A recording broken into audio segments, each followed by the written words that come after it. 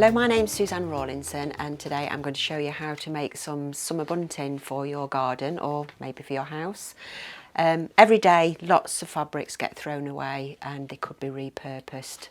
You can use anything from curtain fabric to an old garment, and I actually have an old shirt here that I'm going to cut up. Some interfacing to stabilise the fabric if it's going outdoors, that gives it a nice firm appearance. Some backing fabric, and the nice reason for using backing fabric is because you don't always want to use all of your good fabric for both sides. If it's going to be against a wall in the home or against a fence, why waste all of the lovely fabric when you can put a nice, it's an old lining from a curtain, and as you can see here, that is what's been taken off the bottom of a curtain that I've shortened. You'll also need some nice sharp scissors and some paper scissors, the lining paper that we're going to use for the template, and then the cotton and any ribbons or trims or bias binding that you might want to use, and of course the use of a sewing machine. Right, what I've made here, I've done a template just to show you how little fabric you actually need to make bunting. So you can see you've got 1, 2, 3, 4, 5, 6, 7, 8, 9, 10, 11, 12, 13, 14 pieces of full flag. And then you've got 2 little half pieces there that you can use as another flag. And this is the bigger bunting template. Now this one just shows how little fabric you need for some really nice size flags. And there's 6 full flags there, and then 2 sets of half ones. And they look really nice if you sew them together. So don't worry if there's not a full flag left for the amount of fabric you've got, because sewing them together does make them look really pretty. So what I've done here is I've interfaced a piece of fabric, and this shows how you actually cut the flags out. Now, as you can see, the one upside down and one the right way around. So if you actually place them like this, it gives you a nice line of bunting. So what I'm going to do now is I'll put 2 pieces of fabric together, right sides together, and I'm going to sew these. And what I'm going to do is I'm going to actually stabilise the stitch at the beginning. So we've got stitch forward and then stitch backwards, and we'll do that at both ends. So we're going to go down to the bottom, pivot, and then go back.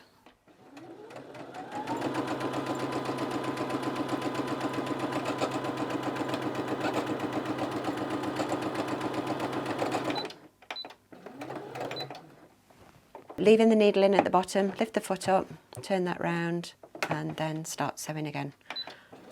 Just leave a small seam allowance. If it is a little bit too big, we can actually trim that off afterwards.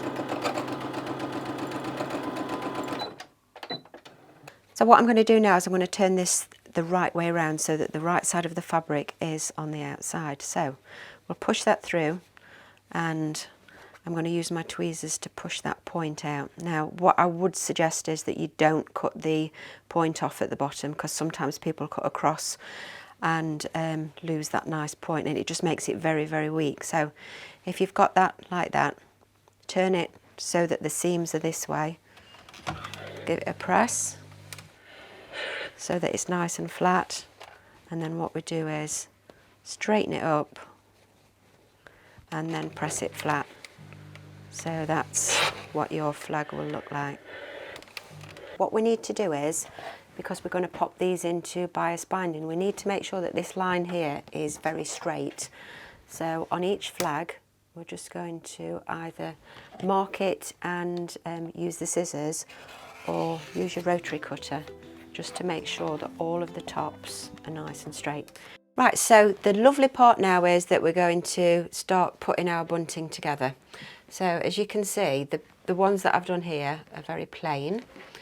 And what you've got to consider is how much space you want the bunting to fill, because you can either have them running one after the other, or if you're putting them in the garden, have a really nice gap between them so that that flutters about nicely. It's just dependent on what space you want to fill and what effect you want it to look like. This may be considered to be a banner, so if you're wanting to say happy birthday mum or something like that, and you're wanting to put different letters on, that would be a nice way to display that, so that you could actually have happy and a gap and birthday and then a gap. If you're wanting your bunting to look a little bit more flamboyant, then you can actually trim with various trimmings. So here I've got some bias binding, and that would very nicely go around the edge of that once that's sewn. So you can pop that on and customise that nicely, which I've done here with some nice floral bias binding.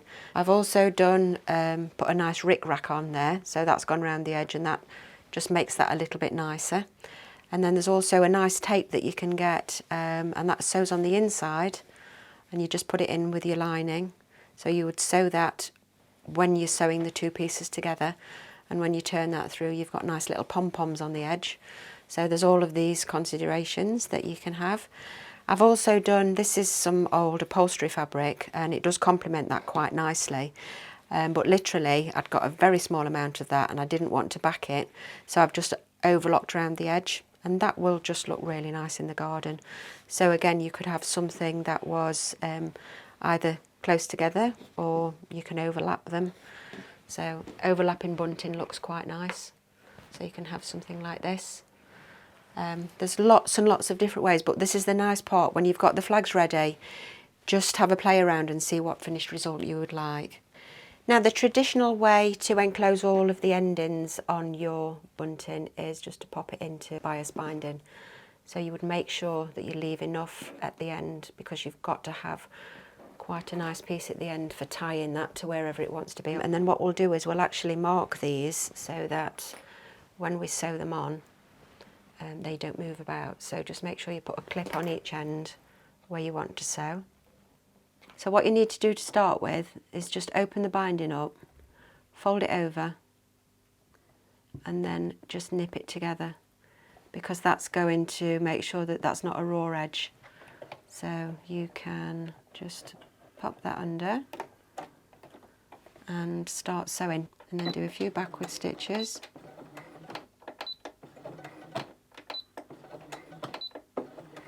And then start sewing forward again.